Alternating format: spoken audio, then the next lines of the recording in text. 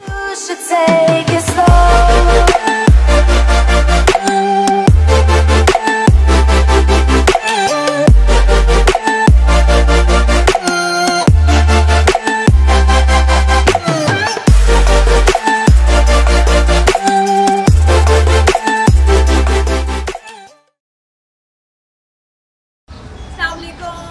Back to my YouTube channel. आज मेरी vaccine की सेकंड डोज का वक्त हो गया है। आज मुझे बुलाया गया है हॉस्पिटल और आज मैं अपनी सेकंड डोज लगवाऊंगी। उसके बाद आपको बताऊंगी कि कैसा रहा और पहली डोज के बाद मुझे क्या सिम्टम्स थे।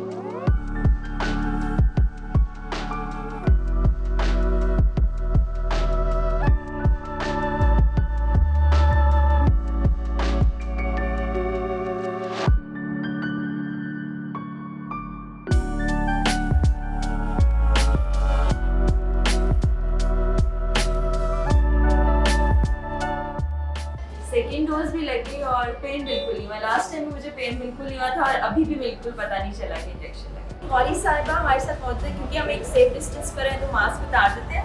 अच्छा, आपने बताया कि अब मेरी दोनों डोज हो गई है, इसके बाद में नादरा से अपडेट मिल जाएगा। जी बिल्कुल मिल जाएगी। अच्छा, जबरदस्त। तो वो ट्रैवल में आसानी होगी। Of course it's part of your passport now. अच्छा, जबरदस्त। तो इसके लिए मुझे करना क्या होगा? आपको बस अपना CNIC नादरा के साइट पर जाके आपको एंटर करना होगा। उसके बाद में पूरी इंस्ट्रक्शन डिस्प्ले हो जाएगी। जबरदस्त, थैंक यू सो मच। तो मैं जा सकती हूँ? अच्छा ठीक है, मैं खुद ही ड्राइव करके आई हूँ तो ड्राइव भी कर सकती हूँ। बिल्कुल, thank you so much. I am feeling alright. Yeah I am feeling alright. Last time भी I was okay. That's great. Thank you. अल्लाह ठीक है।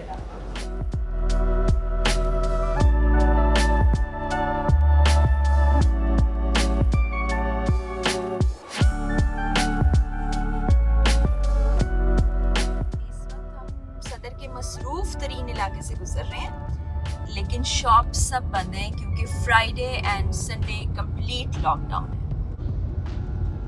सेकेंड डोज लगवा लिया मैंने वैक्सीन की और अभी मैं ड्राइव करके घर जा रही हूँ। जब पहली डोज लगी थी तब भी मैं खुद ड्राइव करके आई थी, खुद ड्राइव करके वापस गई थी और शाम में बस थोड़ा सा मुझे बुखार फील हुआ था, अदरवाइज मैं बिल्कुल ठीक थी। और अभी भी देखें आपके सामने डोज लगवाई है और अब वापस जा रही हूँ। जी, तो वैक्सीन लगवाने के बाद मैं घर आ गई हूँ और इस वक्त तक कोई साइड इफ़ेक्ट, कोई सिम्टम्स मैं फ़ील नहीं कर रही। बहुत अच्छा लग रहा है। ड्राइव करके गई थी, ड्राइव करके मैं वापस आई हूँ और अगर कोई सिम्टम्स आएंगे भी तो मैं आपसे ज़रूर शेयर करूँगी।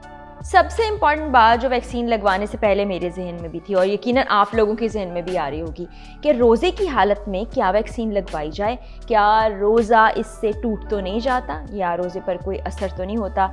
तो ऐसा बिल्कुल नहीं होता। मैं मालूम करके गई थी और आप इंटरनेट पर भी सर्च कर सकते हैं, आप किसी भी आलिम से पूछ सकते हैं कि वैक्सीन से रोज़ा नहीं टूटता है, तो इसलिए एडवाइजेबल है कि आप रोज़े की हालत में भी वैक्सीन लगवा सकते हैं। तो इससे पहले कि मैं आपको दूसरी डोज़ के बारे में बताऊं, जो पहली डोज़ मुझे लगी थी उसके बारे में बताती हूँ। मैंने कैसे लगवाई वो तो आपने वीडियो देख ही ली और पहली डोज़ भी इसी तरह से लगी थी, लेकिन पहली डोज़ के बाद हुआ क्या था वो मैं आपसे शेयर करती हूँ। उसका मैंने वीलॉग नहीं बनाया था।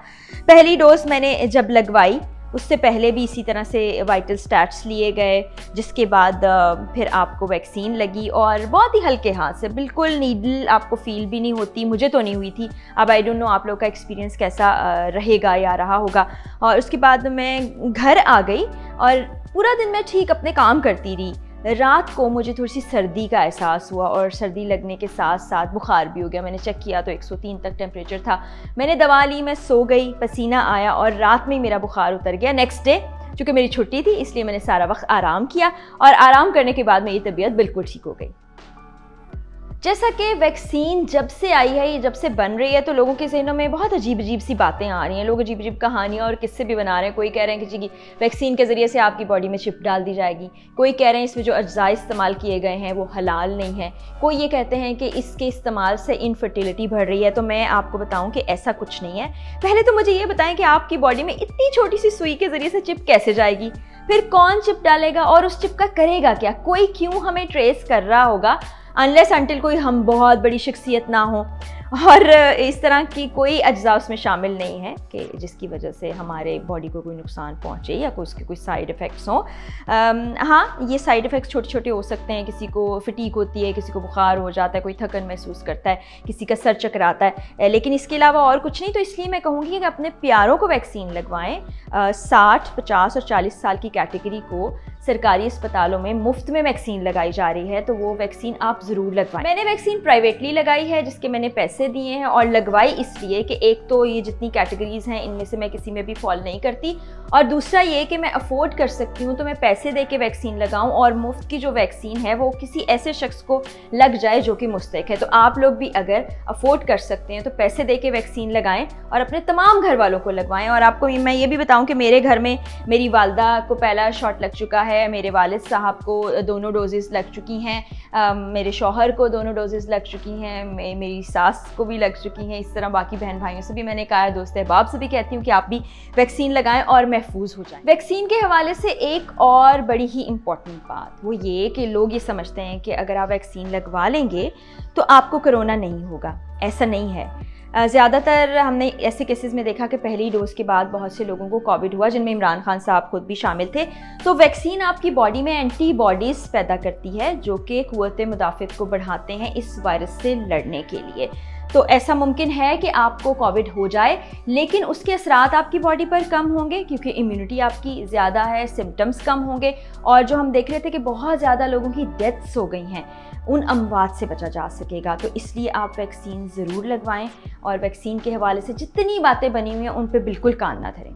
अभी आपने देख लिया ना कि वैक्सीन लगने का तरीक़ेकार क्या है। मुझे वैक्सीन लग गई और जो लोग मुझे ट्विटर, इंस्टाग्राम, फेसबुक पे फॉलो करते हैं उनको मालूम होगा कि जब पाकिस्तान में पहली वेव थी उस दौरान मुझे कोविड हुआ था। मैंने अपने क्वारंटीन का टाइम पूरा किया और मैंने प्रॉपर एहतियात की और होने की वजह ये थी कि मेरा प्रोग्राम ऐसा है, उसकी नौयत ऐसी है जिसकी वजह से मुझे बाहर जाना पड़ता है लोगों के दरमियान। हालांकि मैं पूरी एहतियात करती थी, गाड़ी के अंदर भी मास्क लगाया, बाहर निकल के सिर्फ कैमरे के सामने मास्क उतारा और हाथों को सैनिटाइज भी करती थी। लेकिन बहरहाल मैं इन्फेक्शन का शिकार हो गई, मेरी पूरी टीम को भी कोविड हुआ जो कि अब सबके सब ठीक ठाक है। आपसे यही कहना चाहूँगी कि आपने एहतियात करनी है। इस बीमारी का वाहिद इलाज एहतियात है, दूसरा वैक्सीन आपने लगवानी है क्योंकि अब जो थर्ड वेव आई है वो बहुत ज़्यादा ख़तरनाक है। हमने देखा कि इंडिया में क्या हालात हो चुके हैं। हालांकि फार्मेसी के हवाले से, ऑक्सीजन प्रोडक्शन के हवाले से वो टॉप लिस्ट में आता है, लेकिन वहाँ भी ये हालात है। तो हमारे यहाँ उस तरह मेडिकल फैसिलिटीज़ नहीं है, चीज़ें नहीं हैं। तो खुदा ना खास्ता अगर कोई बुरी सिचुएशन आती है तो हम उससे निमट नहीं सकेंगे, बहुत मुश्किल हो जाएगा और हमसे ये तकलीफ़ बर्दाश्त भी नहीं होगी। तो इसके लिए आप लोग एहतियात करें, मास्क ज़रूर पहनें, सैनिटाइज़र का इस्तेमाल करें क्योंकि हो सकता है कि आप कैरियर हों और आप वो इन्फेक्शन लेके घर में आ जाएं जो आपके प्यारों के लिए नुकसानदेह साबित हो। तो ये सब आप चीज़ें कर लेंगे तो आप इस बीमारी से बच सकते हैं। जितने लोग इस वक्त मुझे देख रहे हैं मैं उनको यही कहूँगी कि ये जो मनगढ़ंत कहानियाँ आप सुन रहे हैं इन पर कान ना धरें। रिसर्च जहाँ पर हो रही है उस रिसर्च को फॉलो करें। उसके लिए WHO की तरफ से जो नोटिफिकेशन आ रहे हैं, जो रिसर्च आ रही है आप उसको पढ़ लें, आपके लिए वो काफ़ी होगा। एहतियाती तदाबीर बार बार आपको बताई जा रही हैं, उनको फॉलो कर लें। लॉकडाउन की जो SOPs है उनको फॉलो कर लें जिससे आपको बहुत हद तक फ़ायदा होगा और यही एक तरीक़ाकार है जिससे आप अपने आप को महफूज रख सकते। और अगर कोई कोविड का शिकार हो जाए तो उसमें सबसे पहले आपने पैनिक नहीं करना है। आपने सोचना है कि ये बीमारी है, इससे हमें फ़ाइट करना है और एक विनर की तरह से इससे बाहर आना है।